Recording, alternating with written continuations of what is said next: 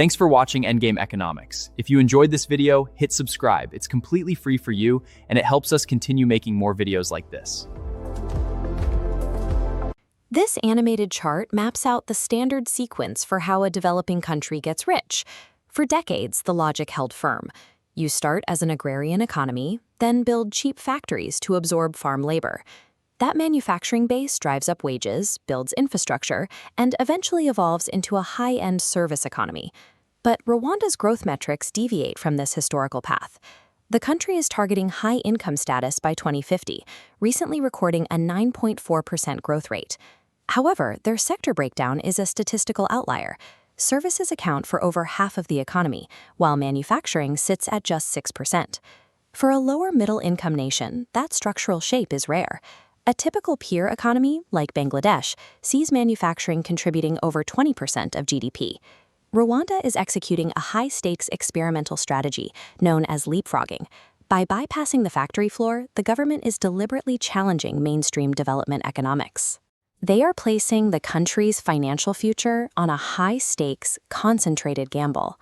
To understand why they are taking this risk, we have to look at this map of East Africa. Rwanda is landlocked.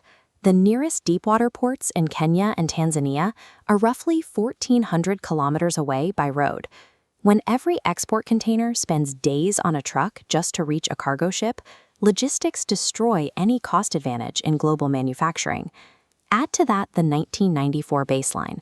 The genocide resulted in total economic collapse. Over 100 days, up to 1 million people were murdered. The national treasury was looted, life expectancy dropped to 49 years, and normal economic activity ceased to exist.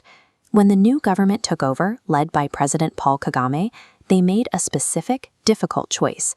Instead of running a permanent post-conflict economy reliant on international aid, they used that aid strictly as runway to rebuild.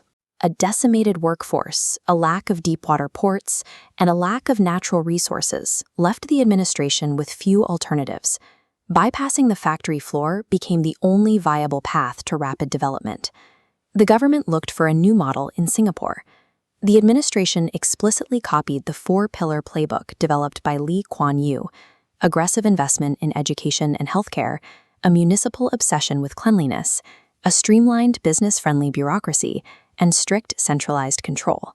That playbook is now being applied to Kigali Innovation City, a $2 billion project built on 150 acres.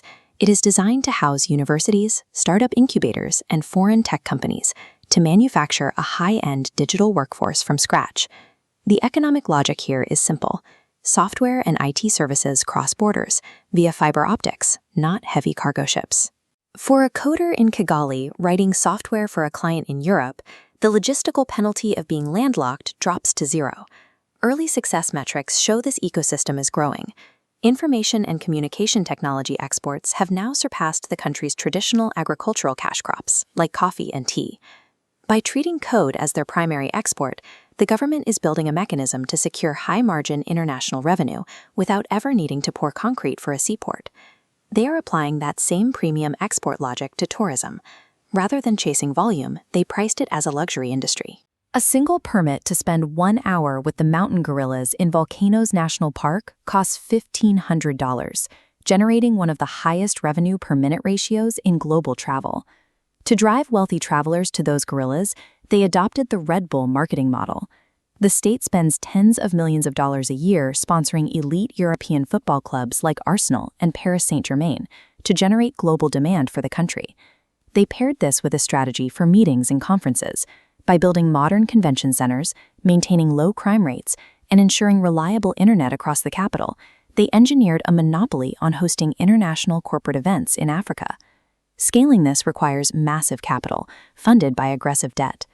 The centerpiece is a huge $2 billion international airport project outside Kigali, anchored by a major equity and routing partnership with Qatar Airways. Rwanda is borrowing against its future. They are betting that if they build world-class premium infrastructure now, the high-end service economy will manifest to pay off the loans before the bills come due. This line chart shows why the International Monetary Fund is issuing warnings. Rwanda's rapid borrowing has pushed its public debt trajectory toward 80% of GDP. a heavy burden for an emerging economy to carry. The economic discipline keeping those debt payments on track relies on intense political control.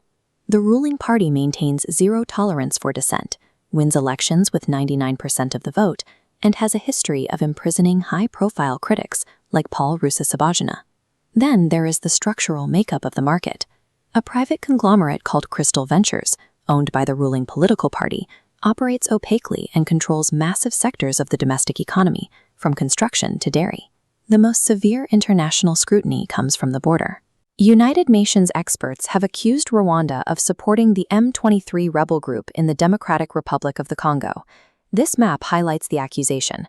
Minerals critical for electronics are flowing out of Congolese conflict zones, crossing into Rwanda, and being relabeled and exported as domestic products. When you read the growth metrics in the official brochures, you have to read the asterisks alongside them. The economic velocity is inextricably linked to authoritarian domestic control and volatile regional proxy conflicts. None of this erases the scale of the institutional achievement. In a region where bureaucratic decay is often the norm, Rwanda has successfully executed long-term master plans, enforced environmental laws, and built functional infrastructure from absolute zero. But a model built on debt and perfect execution is fragile. If a regional conflict escalates or high-end tourism dips, the debt-to-GDP math would aggressively turn against them. Beyond the balance sheet lies a massive, unquantifiable risk. President Kagame has run the country for decades, and the entire system is built around his administration. There is no clear institutional successor ready to take the wheel when his tenure ends. Rwanda has engineered a study-worthy economic recovery, but getting to 2050 requires walking a 30-year tightrope with no safety net. To make it across, they need every single variable to go right.